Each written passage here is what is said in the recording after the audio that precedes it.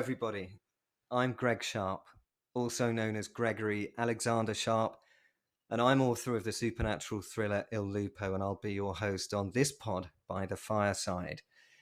It's an exciting moment for me, this. It's my very first podcast, and actually, well, it's my first one as a host anyway, and it's definitely the very first one in a summer series on one of my favourite subjects, which is werewolves.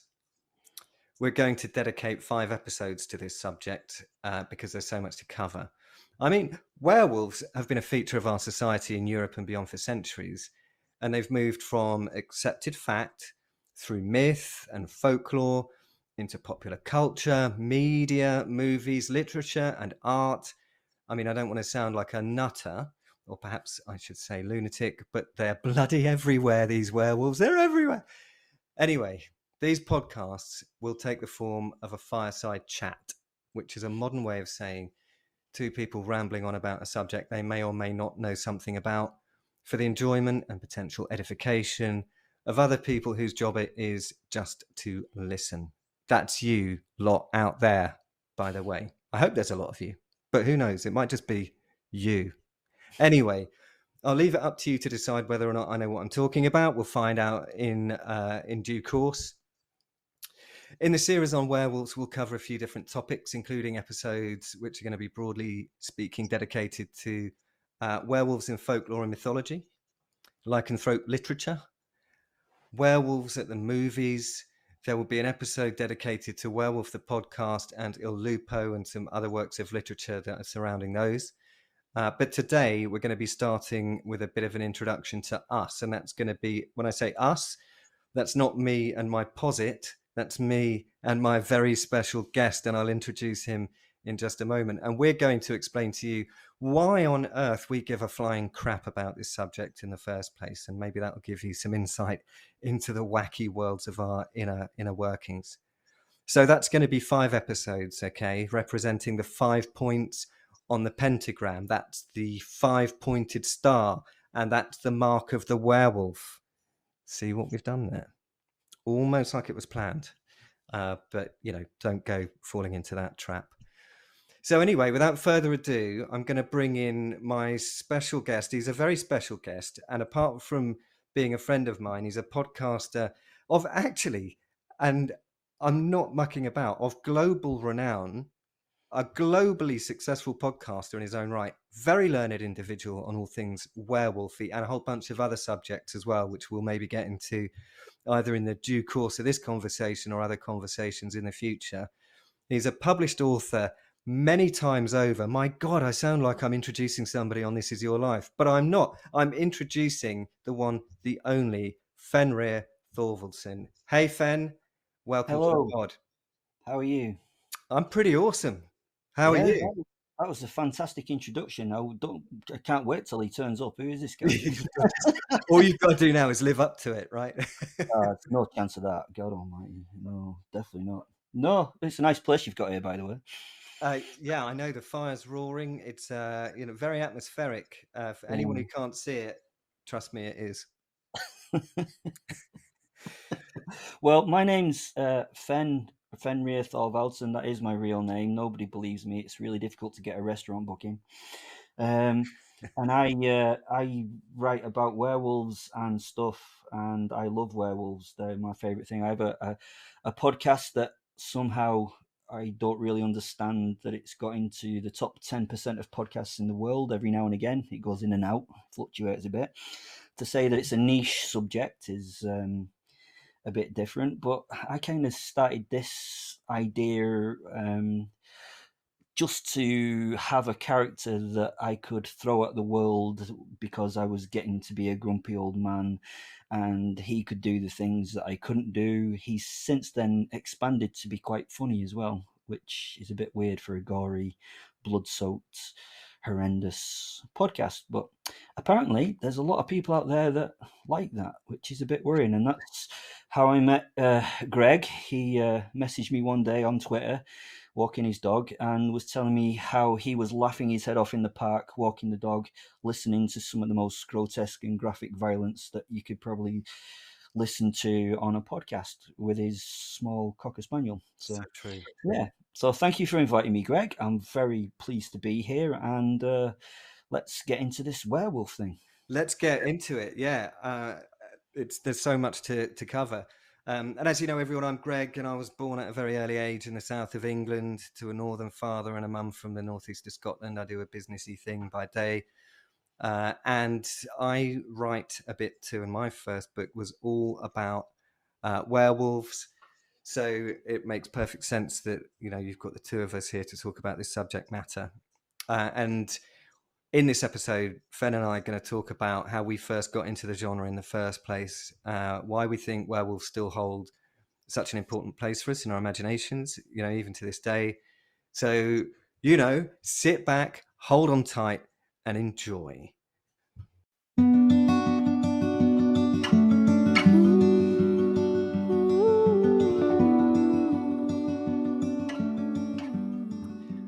Okay, so we are holed up in a log cabin or something on the edge of a winter-stricken forest in the middle of nowhere. It's dark and the moon is rising. Fen and I are sat here with a cup of something grown up and soothing to wash away the cares of the day. We've been out gathering firewood. We've been probably, I don't know, buying pizzas or something like that. Other adult pursuits. And anyway, here we are, all safe in our little log cabin at the fireside. But what are we going to talk about? Oh, I know, werewolves. So let's kick it off. Tell me, Fen, how old were you when, well, if you can remember this, when you first sort of came across the genre? Maybe when you first became aware of it? What was going on for you? How did that happen? When I first became a werewolf, And a werewolf is a werewolf of werewolves. I was quite young. My brother, he is one of these reenactors who pretends to be a Viking at the weekends, and goes around and batters people with swords and all that kind of stuff. And I remember him sitting down at dinner one night talking about the Norse gods and how much fun they were and all that kind of stuff. And he was talking about all these different characters and the way they acted, and the idea that humans could have certain spirits. And little me sat there, didn't realize he was talking about Fenrir, of course, Fenrir, the Norse god. And from that, I kind of had a resolute love of wolves, because the name implies that I should have that, really, to be honest. And then I became kind of an avid reader of the trashiest novels you can get your hands on. A lot of those pulp horror novels always seem to come back to one of these guilt-ridden poor creatures that are cursed in the forest. And then I got into the folklore of the Lycan, as it were, as the kids call them, the Lycans. And it just went on from there. And then as the films started to come out, and you didn't have to go to the cinema to see them anymore, you could go down to the local Blockbuster and hire whatever you wanted. That's kind of where it came from there. But I always felt, I don't know, attracted to these big, hairy, brutish beasts that would go out there and do their thing. And yeah, they just seem to be better than vampires. Sorry, no, I'm not supposed to say that. They just seem to be better than vampires. You can tell I'm a writer with my kind of vocabulary. Yeah, so that's kind of how I got into them. It was again being dragged there by my brother, as he often did through life. Yeah, it's quite cool. Yeah, wicked. And now, yeah, I use the werewolf to go and do stories that I really wish I could react like he does. Yeah, indeed. Yeah. And I think that's the sort of basis of all good fiction, is that it's got to take you somewhere that's different, right, to where you get to yourself. For sure, Will and Fen in your podcast works get up to things that I actually wouldn't want to, but a lot of the responses they make, I find perhaps I'm too polite to, but the one-liners are in there, and they probably haven't come out quite so frequently since I left my 20s behind back at the end of the 1990s, but Yeah. those guys are undiluted in a way, aren't they? Yeah, I think the great thing that you can have when you write and you create these characters is that you can have them be whoever they are, and you've probably found it the same with your characters in your book. I mean, I've read your book; it's brilliant, and you can see the characters develop as they go along, but they often take on a life of their own because I don't know. Will started off as being this kind of cool, sort of hard nosed, nasty piece of work, and it seems somehow that I'm now on Apple. On Apple Podcasts, somehow I have been put under the comedy Yeah, banner, which shocked me to death. But apparently, if it gets reviewed and stuff, they ask what kind of genre do they think it's from. And yeah, I've gone under the comedy genre, which is a bit of a shock for me. It was a pleasant shock because yeah. if people are laughing at this, I don't know if they should be laughing at it though. Do you know what I mean? It's a bit like, But at the end of the day, it is your sense of humour, right? It's yeah, and you know the wit is your wit, and the fun, you know the sense of itchiness that came out of last week's episode that a lot of people on your Facebook group were laughing about. You know that kind of stuff. It does come from you. Now it may come from you under the guise of that's what Fen would say or that's what Will would say, but yeah, ultimately it's from you, isn't it? yeah. I think there are lots of situations in life, especially as a grumpy older man, where you have to bite down on your tongue and just sit there and smile when in reality you'd really like to tear the world apart. And now I've got a character in which I can do that. And a werewolf is the perfect thing for that because as through folklore and mythology, it's the ability to release the beast. Yeah, So he has this secondary mind, the animal mind that he can then just go screw this and just yeah, throw it to the four winds, and we're gonna do the ridiculous thing. We're gonna kill everyone in the room. Why? Because my steak wasn't cooked right, or whatever. yeah. You know, it's just a bit bizarre, but I find it incredibly good fun. Absolutely, and it's that whole from. There's a line in the film Gladiator I seem to recall where was it Maximus was the name of the character, wasn't it? And he says, "On my command, unleash hell." And it's Yeah, and I it's like that. like this Yeah, very binary kind of switch from we're not doing anything right now, we're just sat here, we're doing nothing, it's okay, everything's fine, and then it's not fine anymore. You know, yeah, it's absolutely worlds apart in the blink of an eye, and yeah, that's this juxtaposition that you get with a werewolf that you don't get with a vampire. Actually, to your point, the mm. vampire tends to have this kind of sinister intent about them at all times, Yeah. They right? always seem to have a plan. Yeah, Do you know what I mean? They have a plan for this. They have a plan. All the baddies that I've kind of known have always had a plan. And one yes, of the things that I do with my werewolf character is I don't necessarily have him have a plan. I just have him end up in a situation, and how would he react to that situation? And sometimes it turns out to be one of the most horrendous, awful, repugnant people on the planet. And then other times, shockingly, he can be quite nice, yes, which is a bit weird. Yeah. yeah. That's the shock when that comes. Yeah, yeah. So, but it's as you say, the werewolf allows you to do that because it is that beast you can release. You know, it isn't planned. It's how much of this can I take before I let out the animal, as it were. You know, and it, it is it it's a wicked genre to be able to do that with. You know, to be able to use that as your chess piece of choice, really, as I call it. You know, yeah.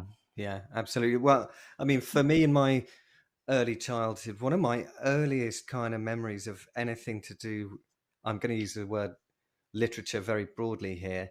I was at Kingston Hospital with my mum, and I was about 3, and I was there for something. There was something they were investigating me for, and sat in a waiting room, and there were some magazines and stuff on this little table there.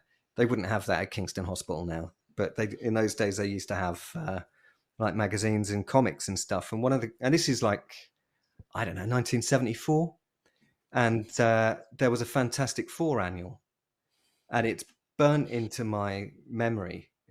I got absolutely blown away by what I'd seen. I'd never seen anything like it. And the character, the Thing, really caught my imagination. So I went home and I told my dad I'd seen this amazing thing. And so he went out and got me some Marvel comics. Right. And one of them was the Hulk. All right. So now you can probably see whether Yeah, was yeah, yeah. so, Again, it's the release of the beast, isn't it? Yeah. absolutely. There's so many similarities there. About this, how much more can I take before, this is all going to go really Yeah. badly wrong for you? And it really is, don't get me angry. You really won't like me when I'm angry, you know? Exactly. It's Yeah. exactly that. I found at the age of sort of 4 or 5 or 6, I found myself very deeply immersed in that.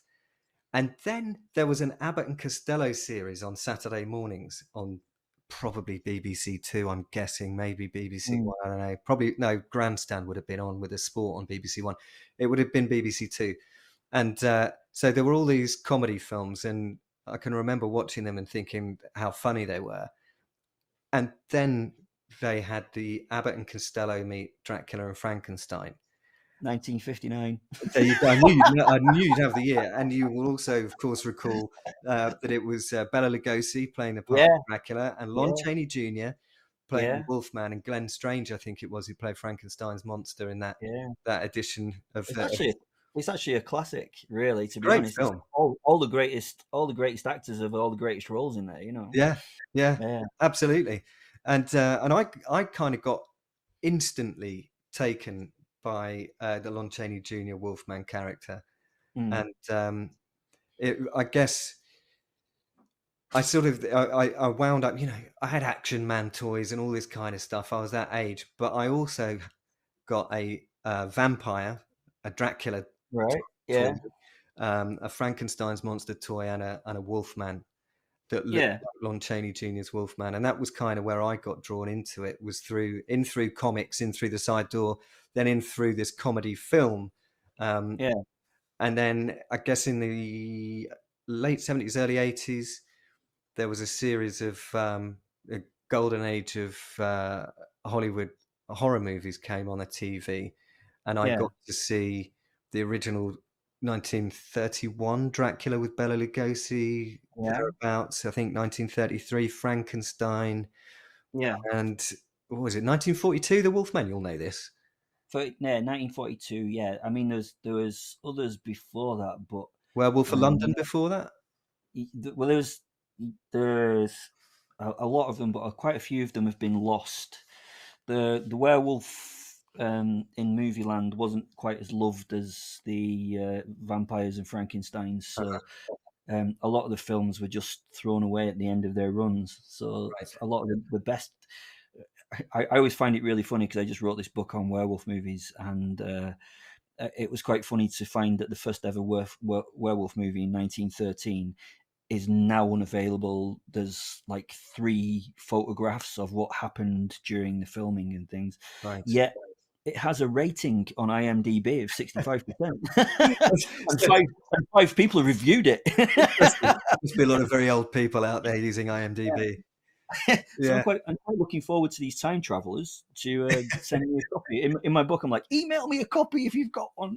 Yeah, please. But yeah, those I think the Wolfman, and as you say, Cheney is the first of it, isn't he? He's the real one. I always wonder with that kind of era, what if we'd have gone down the Nosferatu line for the vampires instead of the vampires, if you know what I mean. So yeah, it's always interesting, isn't it? Yeah, well, vampires, I have a place in my heart for vampires too, but I look back at some of the vampire films I saw when I was growing up, and I guess the big difference for me between vampires and werewolves was vampires were always kind of spooky, and werewolves were always kind of terrifying.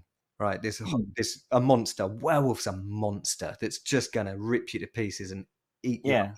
And a vampire's a sinister supernatural creature that wants to do you harm. And you could say the same of both, but the werewolf's going to do it in a remarkably violent manner. There is a distinct difference between the two camps, as it were, isn't there? Yeah. As you say, I completely concur with that. Yeah, I mean, I do have a love for certain vampires and certain werewolves, but Mm. I think we're going to talk about that in a bit. But yeah, I like the vampire genre as well, but I don't know. There's always been that something special about the hairy beasts. I don't know what it is really. It's just they seem to be more like me in spirit. I don't know. My spirit animal's a werewolf. Spirit animal's a werewolf. I mean, you're literally named after a giant wolf. Yeah, sadly. Yeah. So look, we've pretty much taken care of the 1970s there. So just before we delve into the VHS era, with an eye on history prior to that point, what would you say is, and this is a very subjective question, I'm not going to ask you what you think's the best werewolf movie to that point, but what would you say was your favourite before VHS came out? Oh, having watched 356 of them, that's a very difficult question. You're right. My actual real favourite is a 1972 Mexican version called Blue dos Santos de Dominique, which is it was a famous Mexican wrestler of the time who made movies where he would fight the bad guys. Okay. So every movie in his series, he would fight like the mafia boss. He would fight the gangsters here. He would fight the bad people over here. The boss who was being horrible to, and he'd walk around in his blue and red mask. Okay. And then one of his films is he fights a werewolf, and it is the worst film that has ever been made in it's horrendous, but laugh and enjoy. Right. The guy transforms into the werewolf, and you can literally see at one point where there's a hand in the shot with a bit of fluff just before it sticks it on, and it comes out again. And fantastic. It's just one of the best. And that made the final edit. Yeah. I think if I look back at the history of those films, I think they would turn out 12 a year. And in Mexico, it was the biggest thing going, because it was Mexican cinema, which they obviously didn't have a lot of. But yeah, that is truly my favorite werewolf film because it is so ridiculous. I suppose. There's one called The Werewolf in 1927, I think, which introduces a lot of what we believe is werewolf folklore, but actually they just invented it for that film. Right. So a lot of the ideas about the moon turning the werewolf came out in that film. The idea of silver bullets. That's the first time a silver bullet had ever been used to kill a werewolf. Right. It was the first time that you could poison them with wolfsbane. It was like what you think is a lot of werewolf folklore. They actually turned it around on its head now. And what we assume is, because up to then, werewolves, you were cursed and you had a spell done to you, and you either carried an item of wolf memorabilia which turned you into a wolf, or you would just turn into a wolf. And it was the first time to see a wolf man as well, because up to then you were either the wolf or the man. So it was the first real proper wolf man that was on the film. So I suppose that kind of hybrid body. Yeah, that was the kind of time to see the actual first werewolf, as it were. Yeah. Interesting. Okay. Yeah. Black and white, obviously. Yeah. 1920. Very much so. Yeah. Very, very good film. You can actually get it on YouTube. Would that be a silent movie in that era?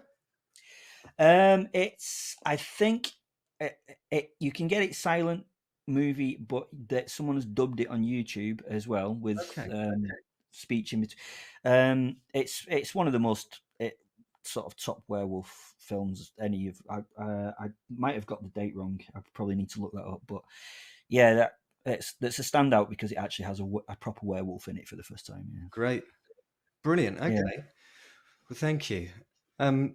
So with that said, turning our attention towards what people of our age tend to think of as a more contemporary era, where we could get big square boxy plastic things and shove them in the front of another big square boxy plastic thing, and you could watch movies on it.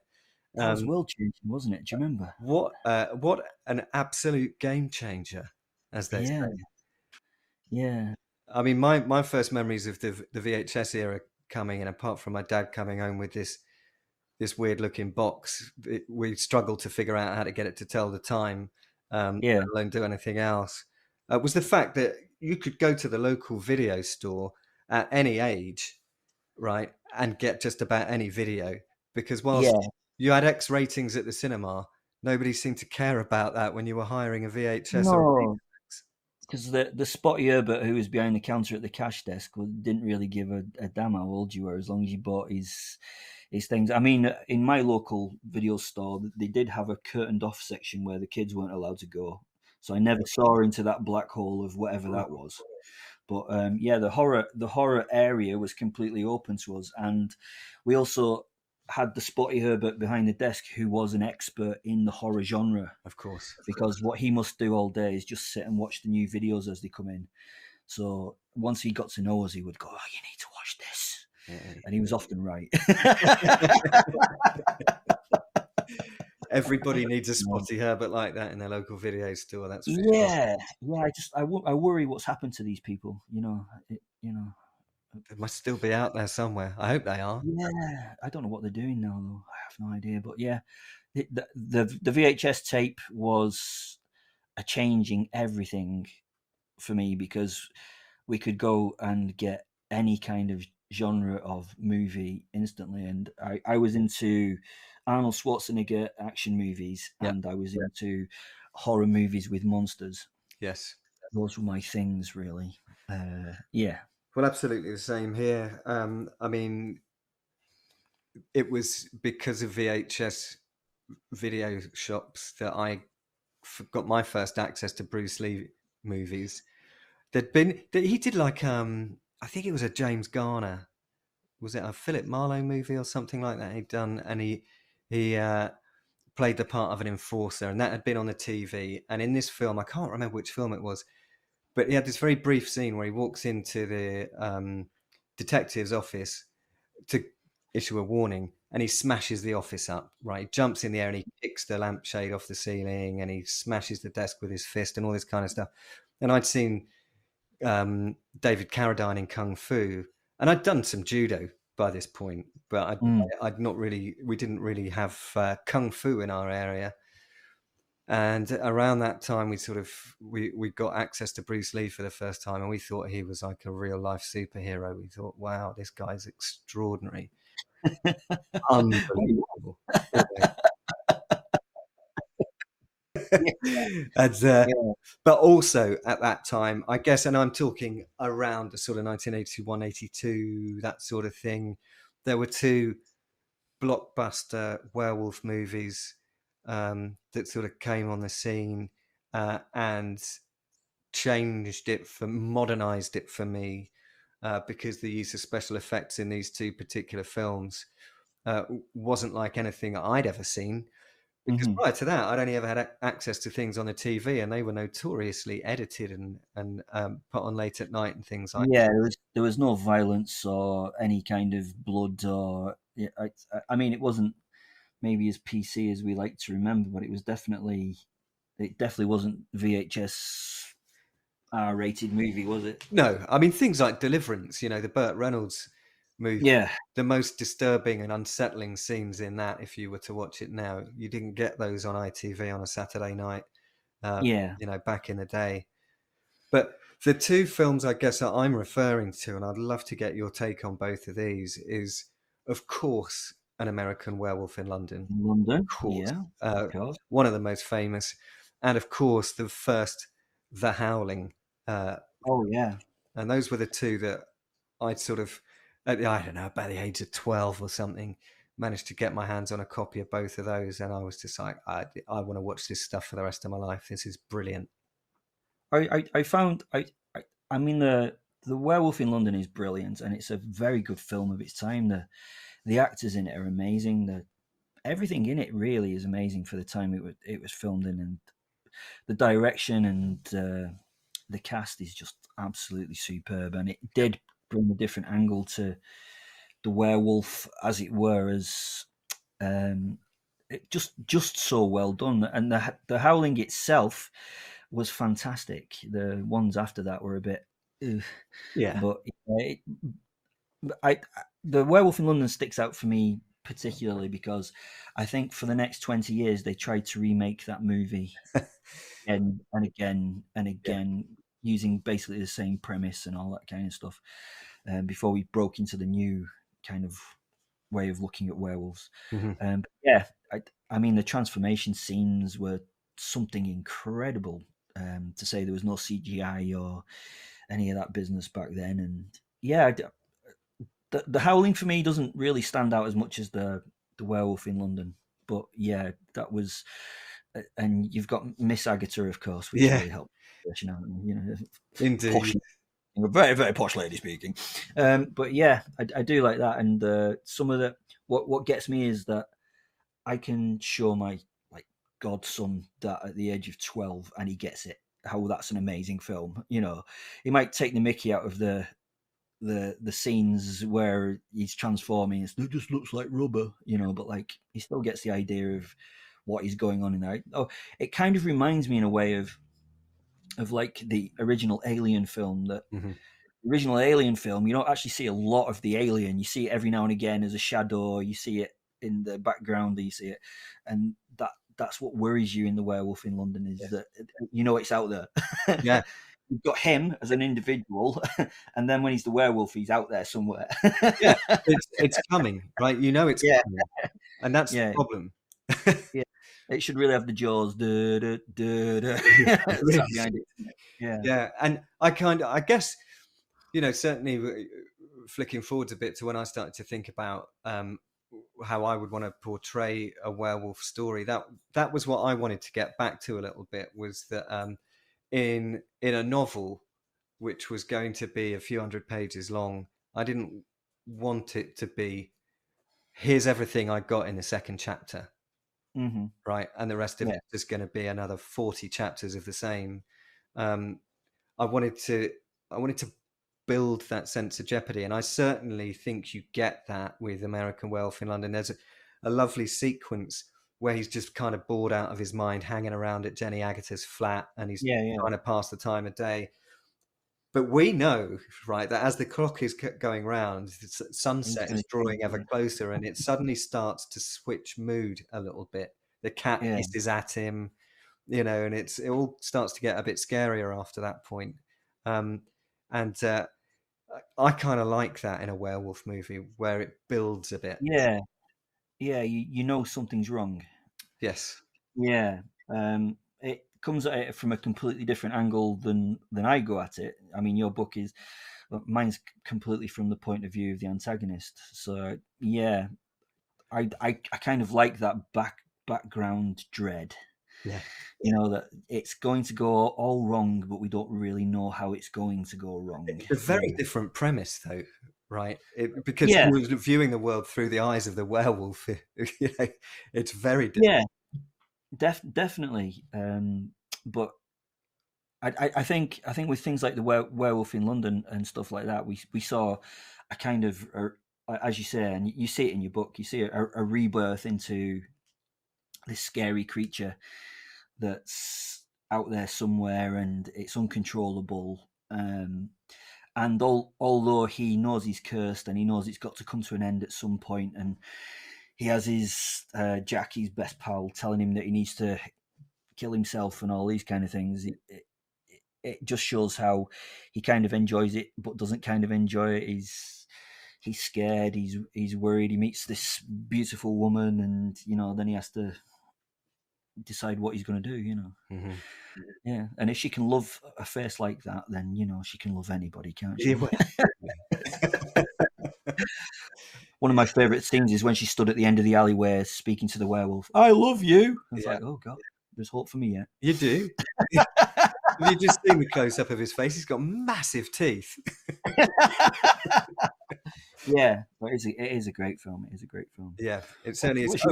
Point of Was that trivia your on favourite that. werewolf film? Sorry. I was just going to say, point of trivia on that film that a lot of people aren't aware of is that I seem to recall Rick Mayall making a very brief appearance in the Slaughtered Lamb. So there's one of the guys who, gosh, bald-headed chap, and I'm sure he used to be a professional wrestler in the 60s and 70s. He tells the Remember the Alamo joke Yeah. right? And when he delivers the punchline, there's a young guy in the pub repeats it parrot style. Remember the Alamo, and it's Rick Mayall. What? Oh God, that's the kind of trivia I should have in the book. There you go. Look out for that. Complete rewrite. Second edition. Yeah, new edition. God damn. Yeah. Yeah. So, what's your favorite werewolf movie then? Yeah. It's probably it's probably a really difficult question for me to answer. Right. American Werewolf in London's right up there. It really is. I wound up having my own copy of that on VHS, and I probably watched it 100 times when I was about 13, and wore the whole thing out completely, you know.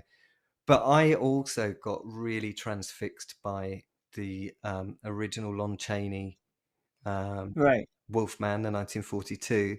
But there was also, and I'm sure you'll remember the date of this better than I might. I think it might have been around 1947, 48 or ish.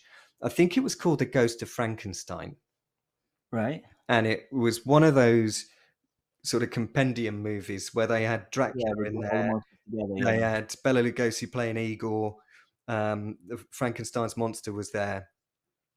And essentially, I think, as I recall, at the beginning of the film, the body of Lawrence Talbot is exhumed. And it's interfered with for some reason. I can't think what reason that might be, but they do something silly, and for some reason he comes back to life, right? So now he needs to figure out how to get himself terminated permanently. So he's off to find, I think, maybe whoever it is, some scientist. I don't think it's Frankenstein, but some scientist who can help him. Anyway, he winds up going to Central Europe somewhere, you know, Transylvania probably, and there's a scene in which there's a festival going on in this village in the mountains somewhere in Central Europe or Eastern Europe perhaps, and the whole village is singing, and they've got this baritone with an incredibly powerful voice who's singing about how wonderful everything is because of this festival.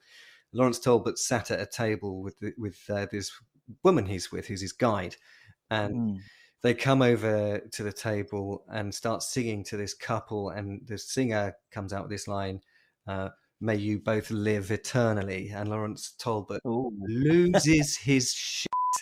Because that's the last thing he wants, right? And you know, to your point about the sort of guilt-ridden werewolf hiding out in the woods, he wasn't quite that. He hated the fact that he was cursed and he wanted it all over and done with, but he was like a really angry, bitter, you know, furious, cursed victim who wasn't having it.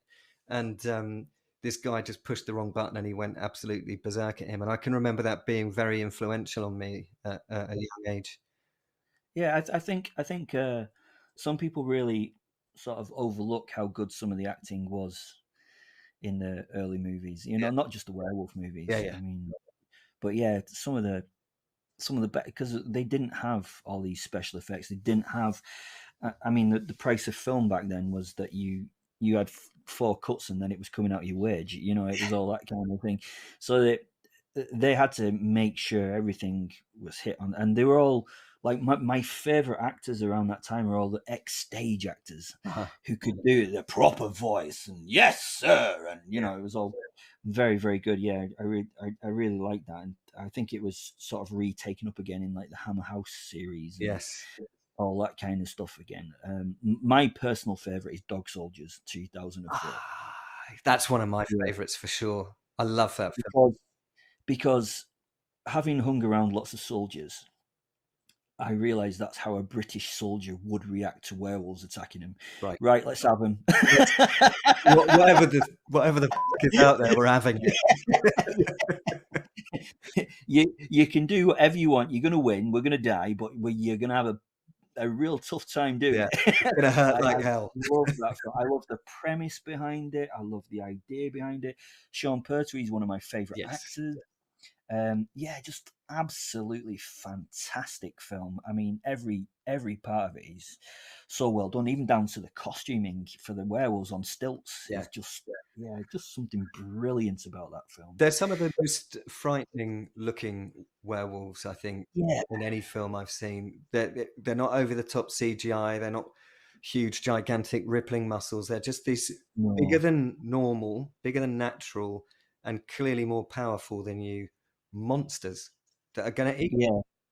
You know, they're not going to I be polite about it. They're not going to kill you first and then eat you. They're just going to eat you. I found one of the original chest and heads from the original film that was up for not on eBay but on one of these horror.com places where you could, try and buy them. And I was trying to convince the better half that it would look good in the corner of the room, but she decided not. Okay. But I was just, oh god, I could actually have an actual werewolf out of that movie Wow. sat in the corner of the room, so That would be pretty cool.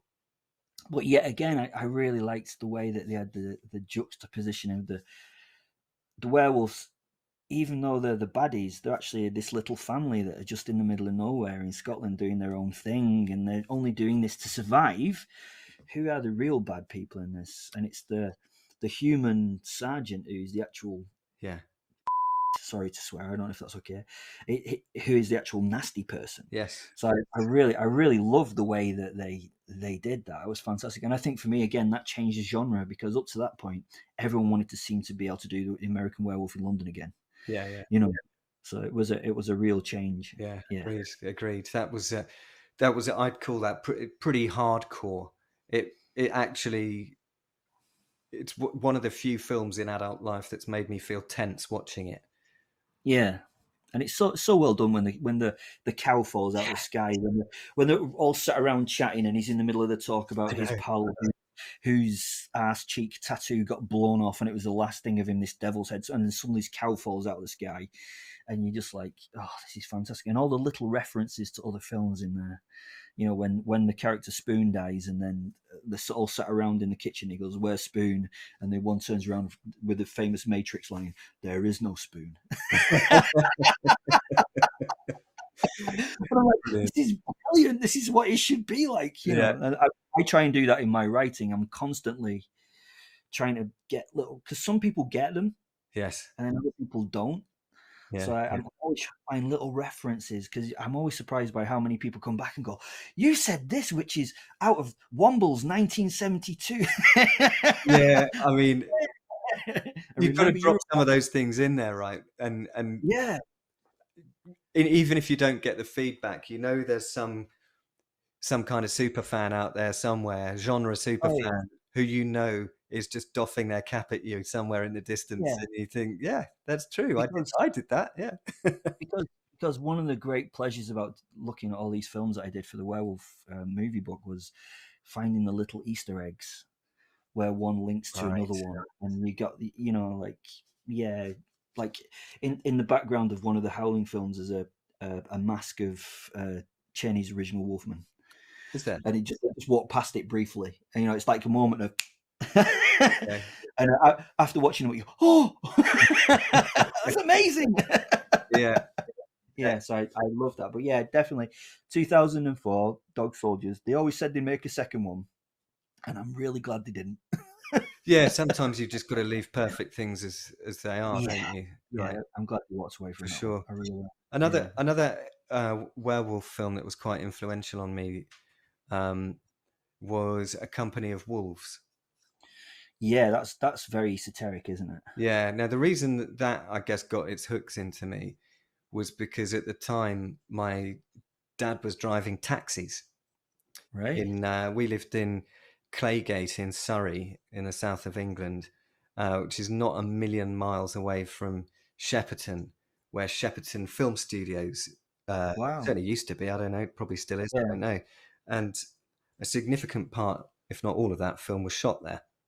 All right. So my dad wound up taking a number of cast members and crew members from their digs to the film studios in the mornings and picking them up in the evenings, and they were telling him all about, oh yeah, there's going to be stuff in here, like the transformation is going to rip his skin off and the fur will come out from underneath. And that was absolutely the first time anything like that had been done on film Yeah. as well. And my dad was telling me about all this while they were still shooting it.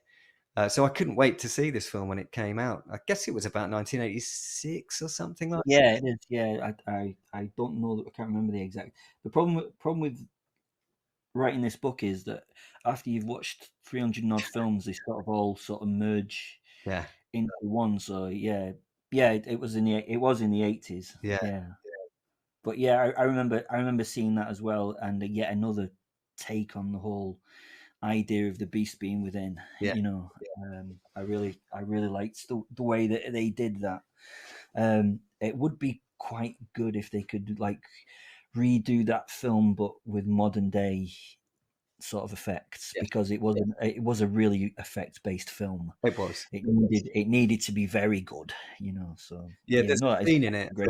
where the woman whose husband has run off and joined a wolf pack, and she's remarried, and the werewolf comes home, and he's like, you've taken another man, you're not going to get away with this sort of thing, and he starts changing into a wolf, and the woodsman comes home with his axe, with his big chopper, and Yeah, lops its head off, and it falls into a pail of milk. And these days, it would look like a head, but yeah, in that era, it looked like a football with lipstick on. It wasn't. yeah. It wasn't quite the same, Even then, it didn't No, quite feel real at I all. know, but I try and convince the younger generation that back then that was terrifying. It was. It sort of was. I mean, it was like, oh, do you see that? He chopped his head off. Yeah. Um, But what I like to do is when they go, yeah, but it doesn't look anything like it, and I go, yeah, but we had an imagination. we had to. The grumpy old man in me comes out. Brilliant. Yeah, So look, yeah, let's have a little think about you know how the portrayal of the werewolf has changed, because we're at a point, I guess, in history here where mm, we've sort of moved through the rubber and plastic special effects of the 80s, 70s, 80s and 90s. I guess in the 90s with the Jurassic Park era, things started yeah, to change, but in horror movies they didn't necessarily have the same budget that they had for Spielberg, so they didn't look quite as good. But by the time the turn of the century had come and gone, uh, this stuff was looking pretty good, right? And things like the Underworld series came in. How do you yeah. think things changed around that time? I really liked the Underworld series. I think that was, well, I mean, the initial couple were probably fantastic. I think what brought the Underworld series to a head was Blade. Hmm. Yep. This different kind of portrayal of these characters, in the fact that the the vampires weren't necessarily these evil gothic people who walked around in long day coats and all that kind of stuff, but they're actually characters out there and things like that. So I look at, after Blade, that seemed to be the point where this new kind of wave of action hero it's not really a horror movie anymore. It's kind of an action movie. Hmm. But you've got the two teams, and I kind of wondered where it was going. But you're right, with the limited CGI that they even had then, it is a fantastically written film. The battle between the werewolves and the vampires, and learning that actually the werewolves aren't the bad guys, and seeing this vampire character go, oh God, what have I done? I've got it all wrong, and all this kind of thing was actually really, really nice as well. And it Yeah, was Kate's Beckinsale as well, wasn't it? of So course. I mean, I have this thing for superhero landings, and I think Kate's superhero landing at the start of the very first Underworld started just that. I mean, there's a guy on YouTube has a YouTube video of about 150 superhero landings, Okay. and the one that he focuses on is that Kate Beckinsale moment where she falls from the sky. So yeah, it's very, very good film. Where's the genre going now? Yeah, it's changed. Um, yeah, yeah. I mean, I've liked some of the modern films in the woods and all these kind of things, where they're looking at the idea of acceptance of being different. Hmm. So, like Ginger Snaps was kind of along those lines and stuff. The girls are werewolves; they're different. And, yeah, I kind of like that. And with the more sort of modern look on society, we're getting a lot of like the idea of LBGTQ acceptance and how difficult it would be to be something different. Yes. And all these things. I kind of like it when we go for that angle of this is something different, but we just need to accept it. Yeah. I think the thing that I struggle with is the fluffiness and the cuteness and the romanticness. And I mean, I think Disney have hurt me deeply with their zombies movies. And when Twilight came out, I read the first 15 pages of Twilight and then sat there and becried the loss of my world. Oh, yeah. A Miss broken Myers, man. you made a lot of money. You made a lot of money, Miss Myers, and you deserve it because you got a wonderful audience and they're lovely and everything. But you killed things for me. Yeah. Sparkly vampires, no, sorry. Sparkly vampires. Yeah. And werewolves that imprint on you. Yeah. Yes. Yeah. I have to say, I don't begrudge the existence of that type of thing because it has a market, No. right? And if people want to read it and watch it and all that kind of stuff, great, because it's entertainment at the end of the day. It's just not for me. I guess I do grieve ever so slightly for the loss of the curse. And this is supposed to, vampires and werewolves are supposed to be bad things for society, right? Not necessarily things that teenage girls should aspire to having a relationship with. Not really. I think I don't know. Again, it's just someone's interpretation of what they see as a possibility, and it's the misunderstood outcast, and I get all that kind of stuff, and the romanticizing that and everything. But and I mean, I don't know how you feel when I look at my book numbers and stuff like that. I should really be writing werewolf erotic fiction. Yeah, if absolutely. I want because there's a lot of werewolf erotic fiction, and someone disturbingly sent me what is it, Bigfoot erotic fiction the other day, just for a laugh. Yeah, it's big. It's a big thing. You see, I would have said that sounds a bit niche, but maybe I'm just being old-fashioned. Yeah, I'm not sure. I haven't read it. I got it through the post, and I looked at it and I was a bit scared. But I will read it at some point just because I have to. But yeah, I think it's taken a definite turn in a direction that I'm not overly fond of personally. I'm waiting for the next. I don't know if it's going to be a Werewolf in London type thing, but yeah, this idea of these creatures being horrific, horrible monsters again would be good. Yes. Yeah. As I say, I don't have a problem with this new sort of lycanthrope subgenre existing because I think it's a different market, right? It's a separate market, and I think there's room for both to exist. What I think I'd like to see is a return to the mainstream, if you like, of some of that sort of traditional approach to describing this stuff. That it should frighten you. It should be frightening, and whether you're laughing at the same time as pooping your pants, or it's just scary. Both of those things are great for me. I love both of those things. I mean, I came into this room through the Abbott and Costello door. I love a good laugh at this stuff at the same time. And I think, your book itself has an overriding sort of, there's something in the background that's going wrong, doesn't it? And I think that's what overrides your writing. It's how is he going to deal with this? Yes, he has good friends around him to help him out. But how is he going to deal with this? So, and that's a sort of nuance of it, I guess, is that he assembles this quite diverse team of people with different attributes and backgrounds and things they bring to the table, but there is still the overarching question of can he handle it.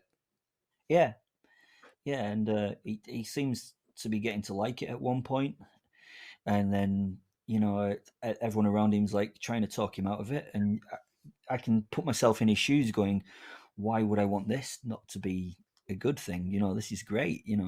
Yeah. So yeah, it's a difficult one. I think with my particular take on all this is that I just wanted a complete anti-villain. Yeah. Like he often does wonderful things by accident. He does. Yeah, so and he just doesn't care, and that's one of my favorite aspects about him. He just doesn't. He's not a traditional werewolf in any way, shape, or form, but he just doesn't care. And one of the things I've really struggled with in life is happily ever afters. Mm-hmm. I don't think every story should end with happily ever after. I always think a proper fairy tale, the witch would win. Yeah. Snow White would be dead. Well, the witch is the one that's got the superpowers at the end of the day, Yeah, right? and it's like this isn't real life. We're lying to our children. Yeah. It's not the nice people who win in the end. Normally, I'm not saying it's not the case most of the time, but have you recently read the Brothers Grimm, the originals? I have not. They're some of the most horrific tales you could ever thinking those are children's tales. It's terrible. I recently read Peter Pan as well, and that's mind blowing as a children's book. One of my favorite lines ever in a children's book is that the fairies stumbled past Peter drunk on their way home from the orgy. They didn't want to wake them. Wow. I'm Okay. like, it's a children's book. Clearly. I mean, clearly, Yeah. right? Yes. I'm like, what? Pardon? Yeah. Well, the Disney printed Disney version of it that I had went in about 1974.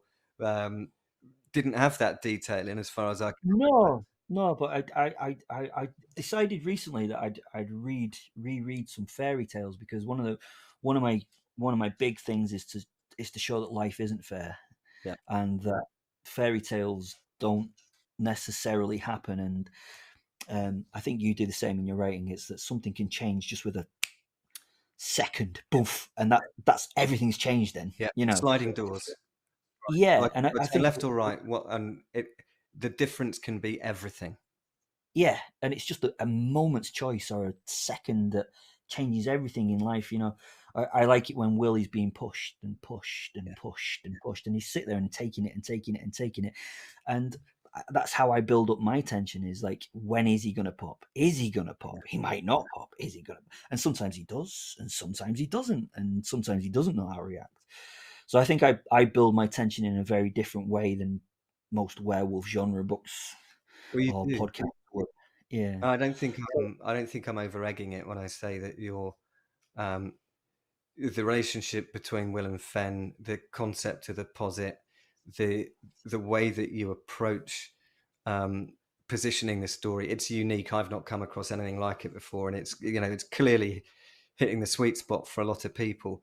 But that piece about building the tension, you and I were chatting recently about your vampire series within the podcast episodes, and I went back and listened to those again, and first off, I absolutely love the humor in the description of the vampires as these kind of preening prima donnas, and the posing and the katana swords and leaping eye into their fantastic. Just really, I really love that.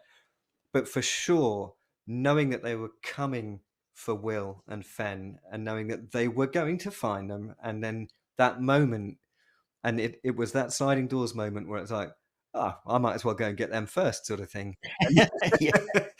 And everything changed, right? It all changed in that moment.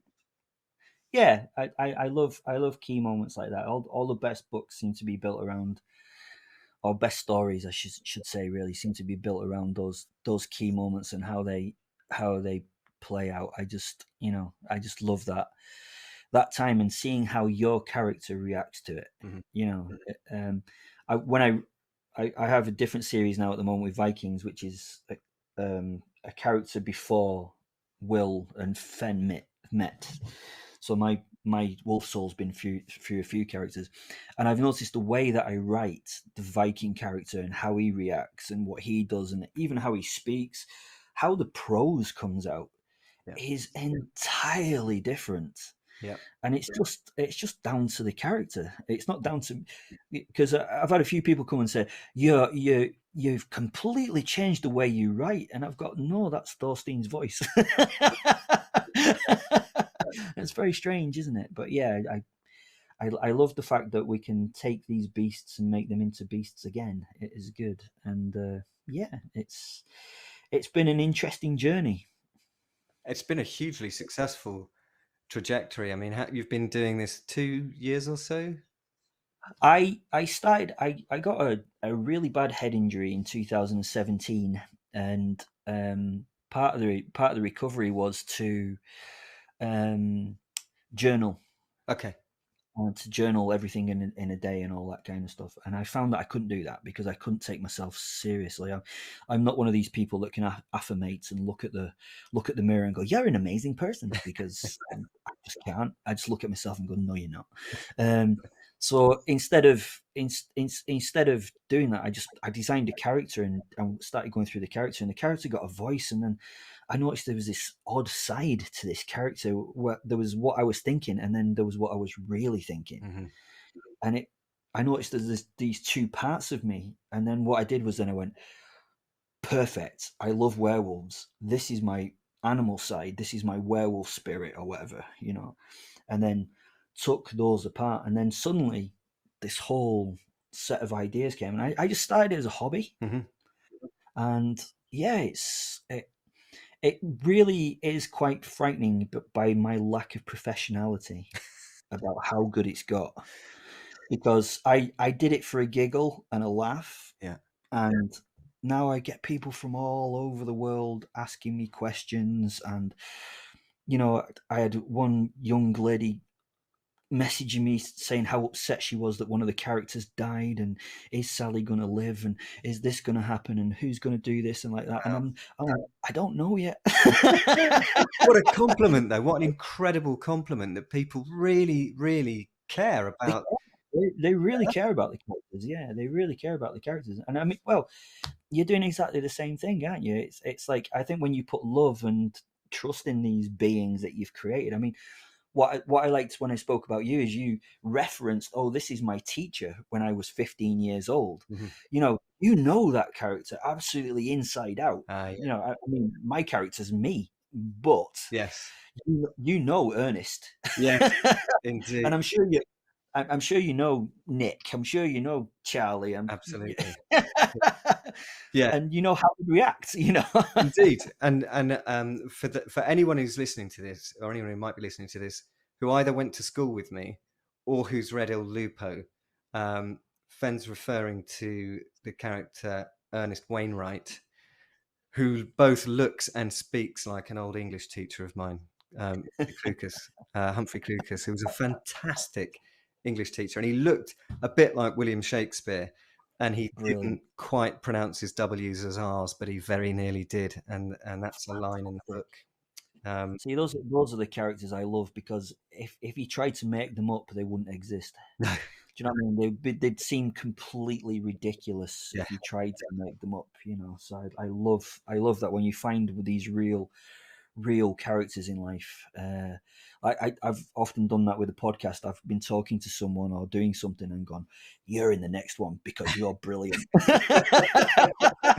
We recently touched base on somebody that we'd both encountered on social media, and I said to you, perhaps you ought to write this fella into a episode.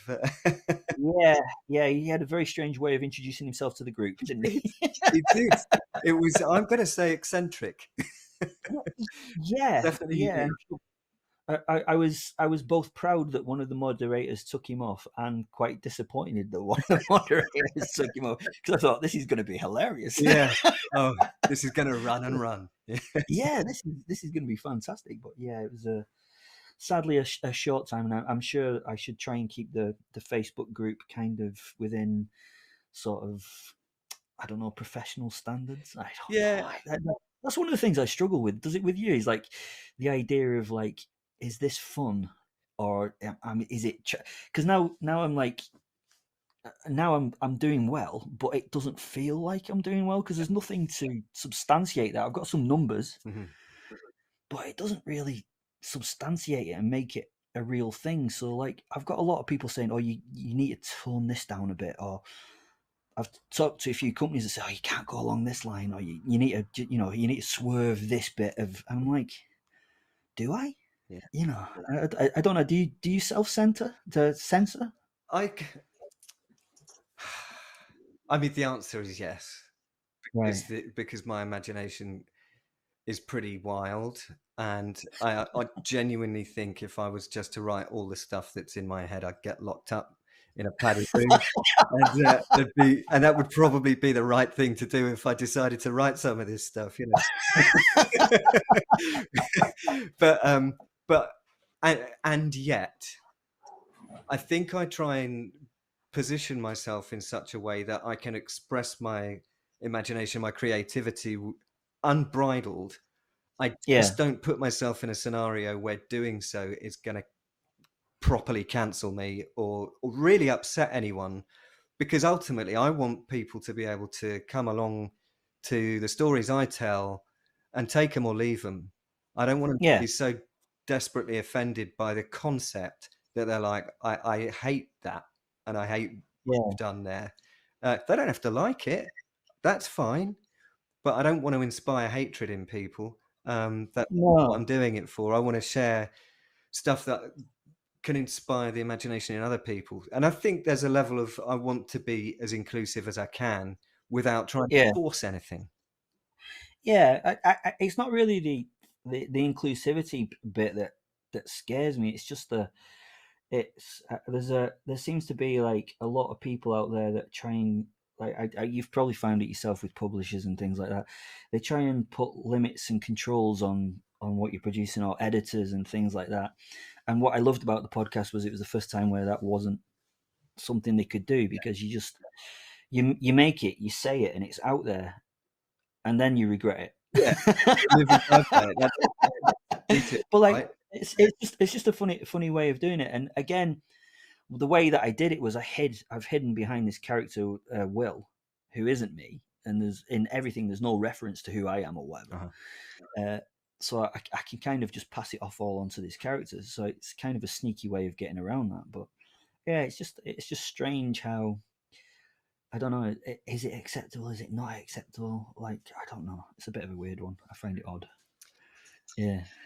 Well, it Yes. feels like we've probably done quite a decent amount of exploration for the first episode, and we should probably Yeah. leave some subject matter for the for the future pods. Yeah. I've really enjoyed it. It's been great. I mean, obviously we know each other and we speak, and I know of some of the things of which you speak, and other things Yeah. have been absolutely new ground for me, and it's been great hearing you talk about this stuff with the passion and enthusiasm Yeah. you have for this. And Well, I'm just glad that that you're going to do this, because you've been outreaching to other authors and stuff like that, which often doesn't happen. I mean, the problem for authors and people like ourselves as creators is we tend to live in our own little bubbles. yes, And I mean, if I leave the house once a week, I'm doing pretty well. yeah, So it's been great, because the interactions that you have with other people in our genre and beyond is going to be. I think you're going to be very successful in this podcast, because it's bringing lots of people together, which doesn't happen very often in what we do, really. So it's yeah. quite cool. Well, let's hope so. I mean, I'd like for it to be fun. I'd like for it to be informative, and an opportunity for people like us to come together and expand our network and share our thoughts and Yeah, imaginations. definitely. I do like it, and there are some people out there that we need to have interviewed and chatted with, because they've got some great ideas in life. Yeah, no kidding. And there are Yeah. some we should definitely avoid. Well, my favorite lady ever, if you're listening to this, is my Were Unicorn from San Francisco. She's fantastic. There you go. So there you go. I will be speaking to you soon, because you're fantastic. So yes, well, thank you very much for inviting me. I've enjoyed that very much, and yeah, let's Brilliant. hope we can make it an entertaining thing. It's been awesome having you on this first of 5 episodes we're planning together on this one subject. There may be other episodes in the future where Fen and I just get into other subjects where we've got shared interests, and there's plenty of them actually. But that was an awesome chat. I loved it, and we've definitely been at it for a while, and it felt easy to cover that amount of time, no problem at all. But you know what? The fire no longer roars in the hearth. Its radiance reduced. The ice has melted in my Macallan to the shimmering glow of a dying ember. The moon Yes. is sinking below the trees, and the break of dawn will soon be upon us. And I hope everybody's enjoyed this as much as the two of us have. Was that a starling I heard in the distance? The dawn chorus, perhaps? Maybe it was. Maybe it was. We'll be back next time, and we'll be sinking our teeth into the rich vein of subject matter that is werewolves in literature, lycanthrope literature next time. I think we're planning on doing. But if it's not, that's all right. We'll put them out in whatever order we think seems to fit the bill. Definitely. So whatever happens, get ready for that, and I hope you enjoy that one as much as we've enjoyed this. We've not done the thing where we go, find us on Twitter, find us on Instagram, find us on all social platforms. Look, you're going to find Fen on all major social media platforms. You're going to find him on multiple YouTube channels, depending on which of his interests you want to follow. I just want to say something. I am an absolute horrendous slater of really bad writers and really bad literature. And when I read Greg's book, I was actually disgusted on how much I liked it, because I really wanted to slate it. And I got through it in 3 days, which is not good for me. So go buy his book, because, to be honest, it is really good. And I should know, because I've read some really bad werewolf fiction. You are very kind, sir. You are very kind. Okay. Well, to the next time, sir. To the next time. Cheers. And before then, everybody tune into and download Werewolf the Podcast, a werewolf story with Fenrir Thorvaldsen. Get it anywhere you can get your podcasts, and I promise you'll be the better for it. All right, till next time. It's good night from me. And it's good night from him. Good night. Good night.